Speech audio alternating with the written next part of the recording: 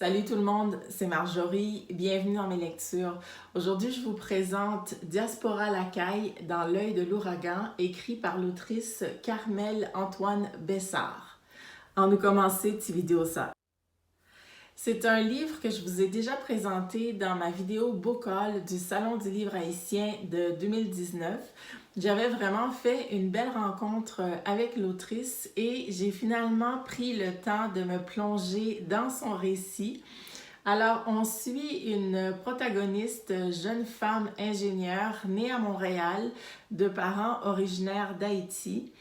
Et suite au séisme qui a eu lieu en Haïti en janvier 2010, elle obtient un contrat à titre d'ingénieur pour aller travailler sur un site, en fait sur un dépotoir où s'amassent les débris de béton, mais où se mélangent aussi toutes sortes de détritus comme des déchets ménagers et autres.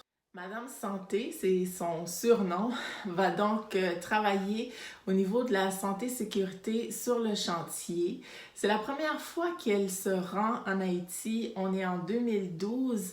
Elle possède certes la langue, le créole, et certains codes sociaux au niveau de la culture, mais elle va quand même faire face à un certain choc culturel dans la mesure où c'est la première fois qu'elle s'y rend et elle y va à titre de professionnelle. Donc, c'est pas un séjour, des vacances sur le bord de la plage, loin de là, elle est plongée dans le quotidien et elle doit faire face à toute la structure hiérarchique du milieu du travail haïtien, mais aussi faire face à ces différents intervenants comme des bailleurs de fonds, des gestionnaires américains qui parlent absolument pas créole, qui n'ont aucune sensibilité par rapport à la culture haïtienne. Tout ça va meubler l'histoire, va faire en sorte que Madame Santé va devoir se tourner sur un dixaine, comme on dit, à plusieurs reprises et s'adapter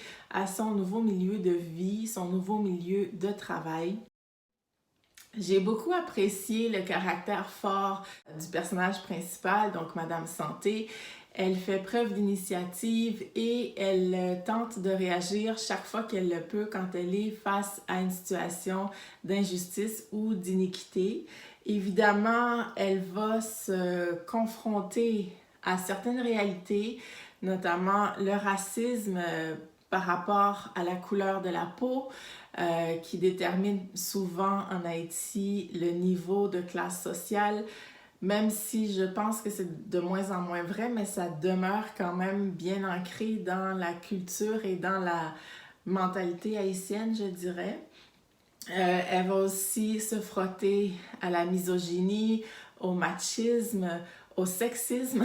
Donc, tout ça alors qu'elle arrive avec un bagage j'allais dire noire américaine, nord-américaine. Donc, une mentalité québécoise, des habitudes québécoises, ou enfin des manières de voir qui sont plus québécoises qu'haïtiennes, des manières de, comment dire, de concevoir les relations, le respect entre les individus, l'égalité aussi. Donc, tout ça va faire en sorte que ce sera toute une expérience qu'elle va vivre. C'est un récit. L'autrice est effectivement ingénieure, très impliquée d'ailleurs dans tout ce qui est projet qui relie les jeunes et la science. Je vous laisserai les informations en barre d'infos. C'est fait sous forme de scénario, donc on a la narration, on a aussi les échanges entre les différents personnages et puis comme vous le voyez, j'ai ouvert une page au hasard, mais c'est illustré. Donc ça aide à agrémenter le propos. J'ai vraiment beaucoup apprécié ma lecture. Bon nombre des échanges se font en créole, donc sont écrits en créole. Pour ma part, j'ai adoré parce que ça m'a permis de pratiquer mon créole lu. Et puis, je dois dire que même si mon créole est très élémentaire, J'ai eu aucune difficulté à bien comprendre, à bien suivre. Et puis si ça n'avait pas été le cas, de toute façon, il y a toujours, j'ai encore ouvert la même page, mais il y a toujours la traduction qui est faite en note de bas de page en français. Donc ça, c'est pas du tout un problème. Et il y a aussi quelques échanges à l'occasion en anglais parce que, comme je le disais, il y a des gestionnaires américains qui ne parlent absolument pas un mot créole ni français. Et donc, ça fait en sorte que forcément, les échanges avec eux se font en anglais.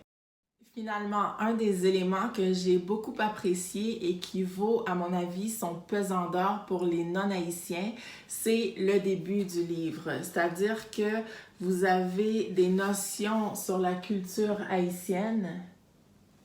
Il y a également un mini glossaire sur la prononciation du créole et sur les mots en créole et certains même en québécois, donc en joual, parce que, comme je le disais, la protagoniste est québécoise et donc elle a des expressions québécoises, elle lâche même quelques sacres à l'occasion.